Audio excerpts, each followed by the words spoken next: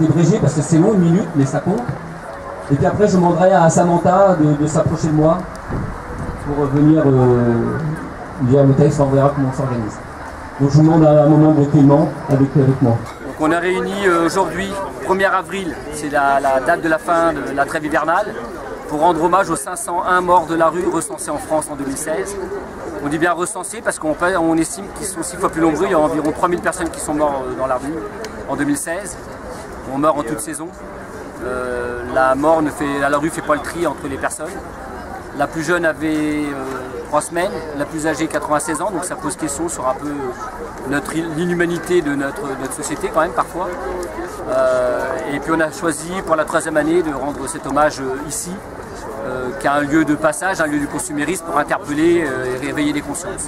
Cette année, vous n'avez pas demandé l'autorisation à la mairie d'Orléans pour cette manifestation. Et on ne demandera plus jamais l'autorisation. Et pourquoi? Parce que les gens n'ont pas besoin d'autorisation pour mourir sur le bitume. Donc nous, on ne demandera plus l'autorisation pour rendre hommage aux personnes qui meurent dans la rue. C'est fini. La manifestation depuis 15 h, dès qu'on sera à 17 h, il y aura une personne qui sera morte dans la rue. Qu'est-ce qu'il faut faire pour arrêter cela?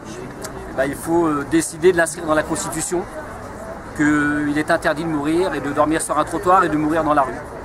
Et à partir du moment où mourir dans la rue, ça sera devenu illégal, et les hommes politiques ils s'occuperont un peu plus de leur peau. Est-ce qu'il ne faudrait pas avoir plus de travailleurs sociaux pour justement éviter ces problématiques-là? Donc après, quand celui qui aura décidé d'inscrire dans la Constitution qu'on n'a pas le droit de mourir dans la rue, il faudra des moyens. Et parmi ces moyens, il faudra construire du logement social, il faudra peut-être occuper les terrains de camping parce que des personnes qui sont en grande précarité, ils n'arrivent pas à vivre dans un logement dur, ils ont besoin d'être un logement intermédiaire, une colle de tente au début. Il faudra multiplier les personnes qui font du lien. Et ça, c'est des choix politiques en fait, des éducateurs, des travailleurs sociaux. Peut-être donner un vrai revenu universel effectivement pour les personnes qui sont en grande précarité, parce qu'il y a des personnes qui ne pourront jamais travailler, parce que c'est pas parce que c'est des feignants, c'est parce qu'ils sont tellement cassés par la vie qu'ils ne peuvent plus aller au travail. Donc effectivement, quand ça sera inscrit dans la Constitution, tout va se découler. Automatiquement, ça sera accompagné de moyens. Moi, je suis confiant, ça va se faire. Est-ce que vous avez interpellé les candidats à la présidentielle pour apporter des solutions?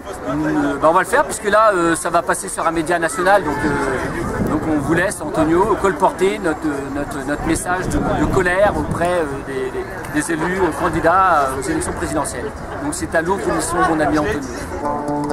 Ne soient pas simplement des disparus, des morts pour rien, mais des personnes dont le visage laisse une trace. Une parole qui puisse mener à une maturation, à une transformation de ceux qui restent. Je me souviens de ces longs moments passés dans ce parc sous les arbres. Aujourd'hui, je vois ton nom gravé sur cette plaque de marbre. Mes larmes coulent le long de ma joue jusqu'à mes lèvres, tout comme ces arbres qui laissent couler la sève. Je n'entendrai plus jamais ta voix, ni même tes blagues qui m'ont fait rire tant de fois. Quand je ferme les yeux, parfois je te vois, mais ton image est floue comme derrière un voile. Et je souris en te voyant au milieu de ces belles étoiles. Mais malheureusement, mes yeux finissent toujours par s'ouvrir. Et alors c'est ta famille que je vois souffrir. En effet, les larmes ont pris la place des rires, on continue à avancer, mais toi tu restes derrière. C'est en pensant à toi que l'on récite nos prières. Oui, à toi que les anges nous ont pris hier. On m'a dit un jour que tous les chemins menaient au cimetière, mais personne ne m'a dit que sur ce chemin je perdrais quelques-uns de mes frères. Parti trop tôt, il ne nous reste à présent plus que des souvenirs et quelques photos. C'est tout comme moi, il vous arrive de vouloir les voir certains soirs. Fermez les yeux, vous verrez ce que vous avez toujours voulu voir. La mort, il ne faut pas lui en vouloir. Personne n'est irréprochable. La mort ne cherche pas de coupable. Elle est comme une fable sans morale fiable. Pas la peine que vous couriez. La mort n'envoie pas de courrier. Impossible d'y échapper, impossible de déserter, mais la mort n'est pas fasciste, ni même antisémite. Non, la mort n'est pas raciste. Elle te prend dans ses bras. Peu importe ta couleur, elle ne te frappe pas. Son maître mot est la douceur. Il paraît même que chez elle règne le bonheur. On dit d'elle qu'elle est cruelle. Elle peut aussi être belle. La mort nous donne des ailes, nous permet de toucher le ciel. Parfois on fait appel à elle. On lui demande de l'aide quand la vie devient trop laide.